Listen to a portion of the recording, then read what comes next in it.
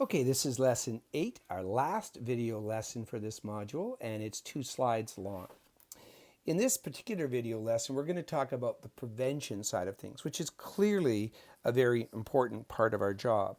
The more that we do the things we talk about in these last couple of slides, the more likely we won't have to deal with abuse circumstances.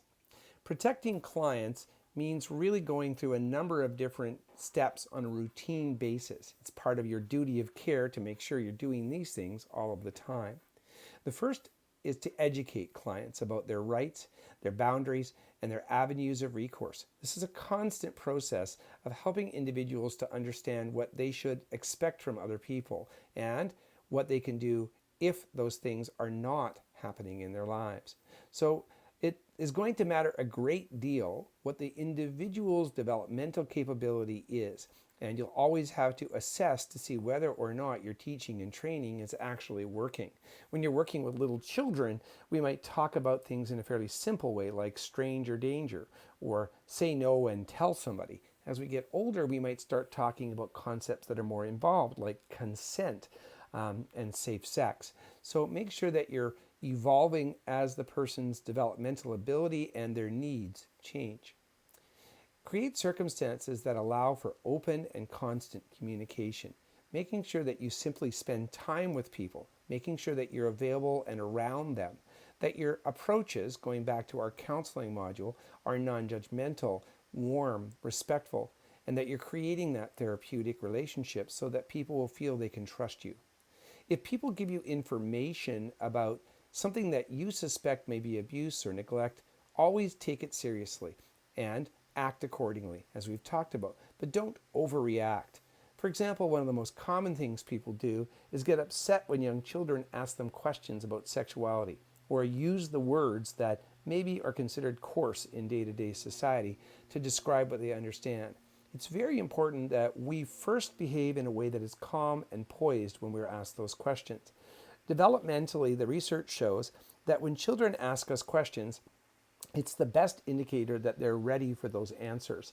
We should answer the question simply and as clearly and honestly as we can, and not try to overwhelm the child with more than what they asked for.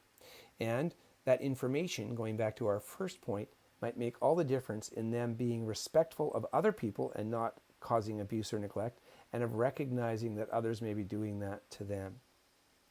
We have to plan and implement safeguards such as policies and protocols. And one of my favorites of these is called a personal care protocol.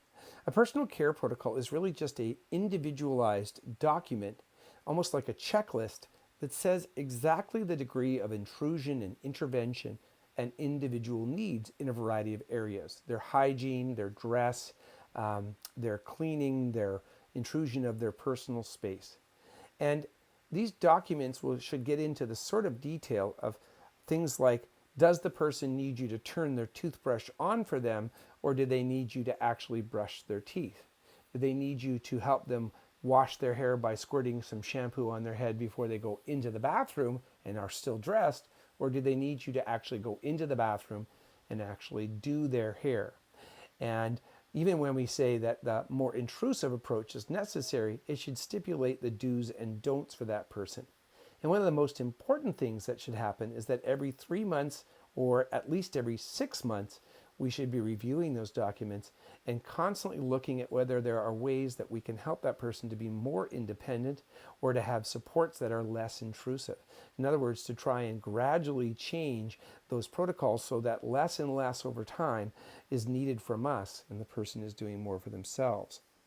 Our policies, and you learned about this in the ethics of touch or will, depending on the order of our modules, our policies should also help to protect our clients so that, for example, we don't have brand new staff people working alone in intimate care with a supported person.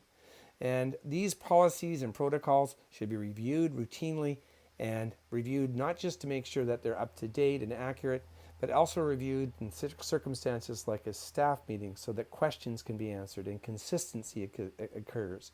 We should retrain and expect repetition as part of our life. You know, I've worked with many supervisors over the years who are really upset that their staff forgot to do certain things certain ways. The truth is that it's constantly expected in any workplace that you'll have to retrain. Every single one of us is the same in this regard.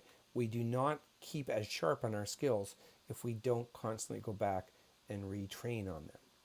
We need to be very careful if you get to be in the position of getting to do interviews or reference checks.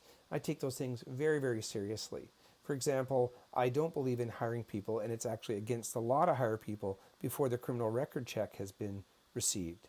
And I believe very much in asking specific questions in reference checks about the safety of people. So we always want to make sure we carefully screen and educate workers. A really good orientation, making people read the policy manual and sign that they have done so, even testing them on that. Making sure they have an adequate training period and that they have annual refreshers of certain things are really important. Many people in the mistaken belief that they were doing something that was considered nonviolent crisis intervention have actually done something that was abusive. So retraining in stuff like nonviolent is a very important thing. And if you are working alongside of a new worker, even if you're not their supervisor, even if you're not somebody who is responsible for screening them, giving feedback to your supervisor about what they're doing well or where they might need additional training or support is a part of this. Speaking up is perhaps the most important thing. If you see something that does not look right to you, even if it's not yet at the point of abuse or neglect, even if it's just something that you think could be done better, you have a moral, legal, and ethical obligation to speak up. Because if we don't, eventually we are going to see our practices erode. In my experience, things never stay the same. They're either getting better or they're getting worse. And we have to take an active approach in being advocates to make things better. It's also important for us to remember that we have to protect ourselves.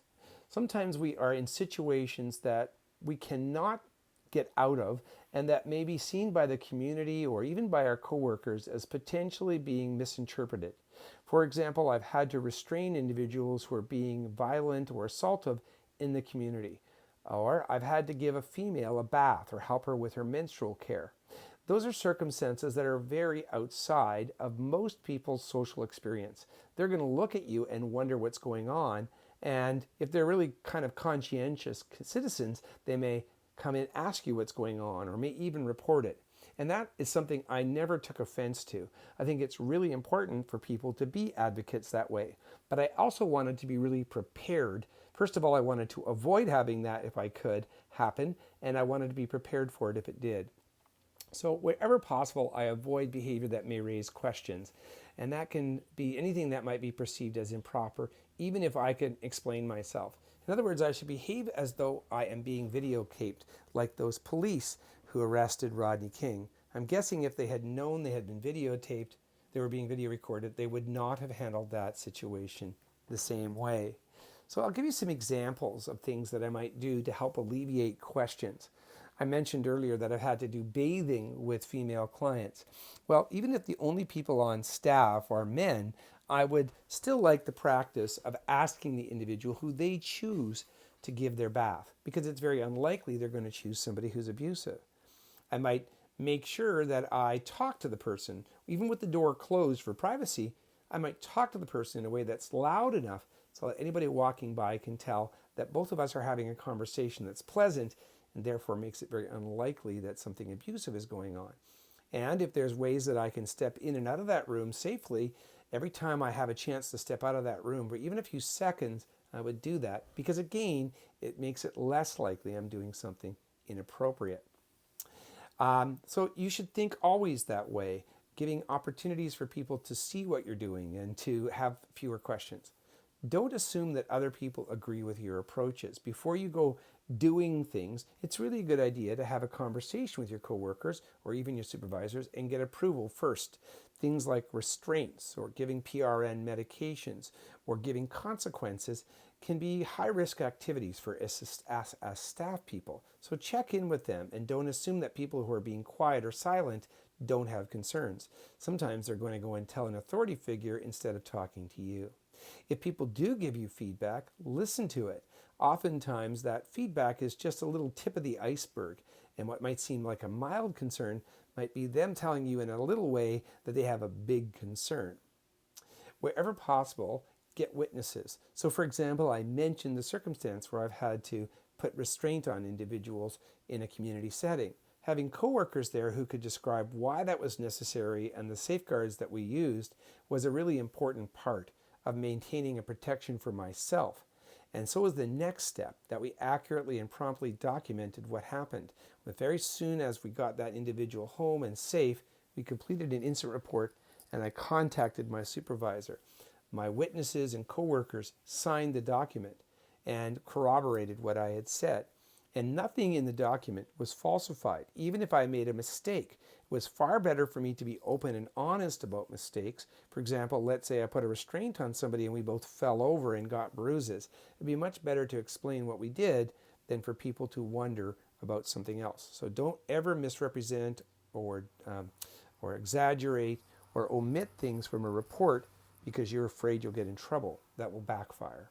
And inform your supervisors in a really prompt way when you make such a report, and let them know that you are open and available if they have any questions. All right, unless we have optional videos, this wraps up the video lectures for this particular module. As I mentioned at the very beginning, please make sure that you're really clear on the concepts here. There's not a lot of video, but there is a lot of important concept stuff here, and it gets into things like law and various terminology. So check them with me before you attempt the quiz.